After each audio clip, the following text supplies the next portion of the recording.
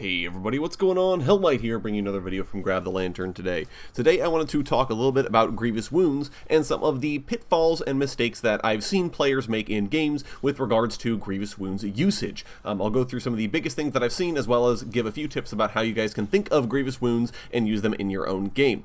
Now, in case you are unclear or unaware, Grievous Wounds is a status effect that can be applied by multiple different things throughout League of Legends, but essentially the status effect reduces the amount of healing received by the target of the Grievous Wounds. Doesn't mean the amount of healing that they can give out, but the amount of healing they actually get back. There are two forms of Grievous Wounds. There is a mini version that cuts healing by 30% as of patch 12.14, which is when this video is going live, and a major version which cuts healing by 40%, so a slight increase there.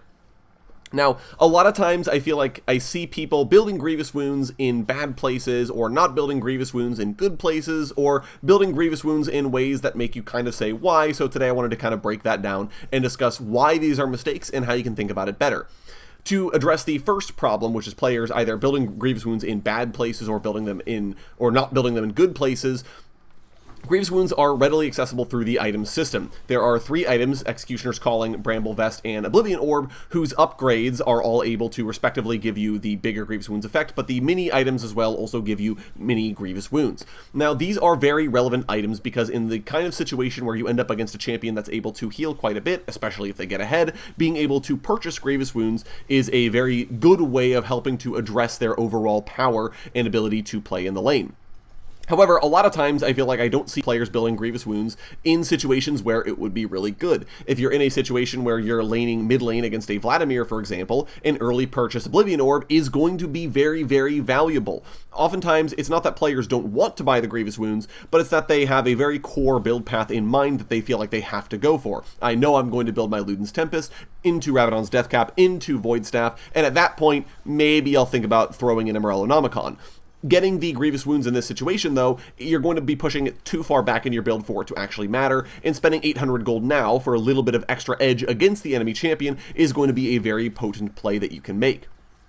On the flip side, sometimes players are building Grievous Wounds in situations where they don't make sense. In this game, for example, the lane that we are playing is Renata Glask and Misfortune, and the enemy Morgana first builds an Oblivion Orb. There is no healing you're cutting in this lane, outside of Misfortune's Summoner Heal. There's no reason to purchase that item this early on because, or really, realistically at all, because there aren't any champions in lane that you're actually going to be reducing the healing of. And more importantly, looking at the rest of our team, there's really not that much healing going on in the rest of the team. Jax might itemize some degree of healing. Twitch might itemize some degree of healing, same with Misfortune. Obviously, Seraphine has some healing inbuilt in her kit, but there's generally not that much healing to go around. Purchasing Grievous Wounds in this situation just kind of doesn't make a lot of sense, especially not as a first buy, because you don't even know if the enemy team is itemizing lifesteal. If none of these champions buy lifesteal, then the only champion that you're going to be cutting the healing of is Seraphine, and that's just not worth buying or spending the 800 gold. And this sort of leads me into my second point, which is players then sitting on their 800 gold item for too long. Oftentimes, people grab an Executioner's Calling and then say, done. I have completely addressed the problem of the Dr. Mundo Soraka combination, and if I am still losing at that point, it's Riot's problem for making them overpowered. Not quite. A 30% reduction is quite great, but increasing that by 10% is actually a multiplicative effect. It's significantly stronger than a 30%, and the only way you're getting the Mega Grievous Wounds through the item system is by completing one of the items, upgrading your Bramble Vest into a Thornmail, for example, or upgrading your Executioner's Calling into a Kempunk Chainsword or Mortal Reminder. This is a big deal for a couple of reasons. First, you get those empowered Grievous Wounds by completing the item. You want that in order to deal with these heavy healing champions. If the enemy team doesn't have a lot of heavy healers, you may be able to sit on the item for longer, but generally speaking, you are still going to want to upgrade it to get that better healing in the event that you're up against champions whose primary identity is healing. The other reason you want to upgrade this is because of how the item system itself works. This is twofold.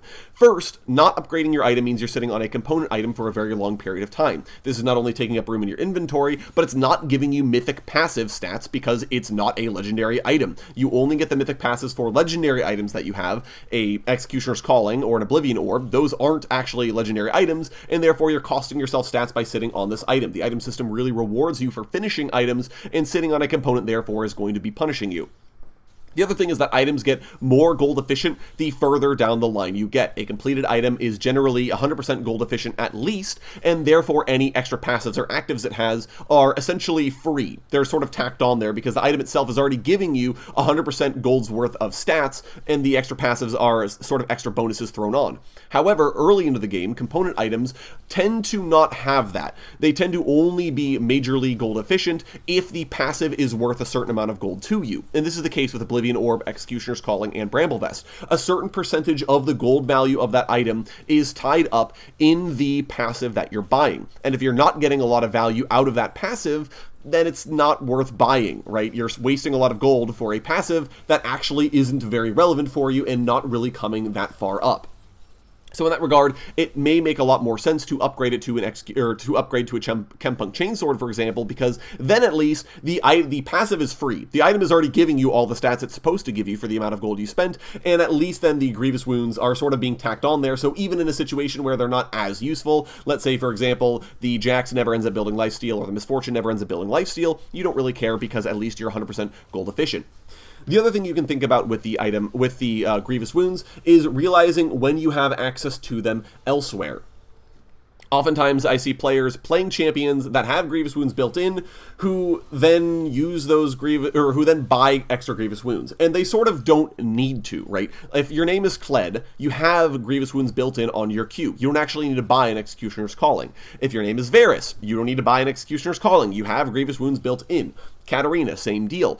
So knowing that if your champion has Grievous Wounds available on their kit means that you don't actually need to buy it, and in fact can be a reason for you to pick them in the first place. If you see the enemy team pick up an Aatrox, it might be worth it to lock in Kled for the top lane because you can really limit Aatrox's ability to heal starting from level 1 without having to spend 800 gold on an item to do so. This is a really big advantage that you have, and it's definitely worth doing. I know it sounds weird to pick a champion specifically for the Grievous Wounds, but it's actually built into their kit as part of their power. If you're not getting value out of Kled's Grievous Wounds, the pick is not as good as potentially another pick. So that is a valid reason to lock that in.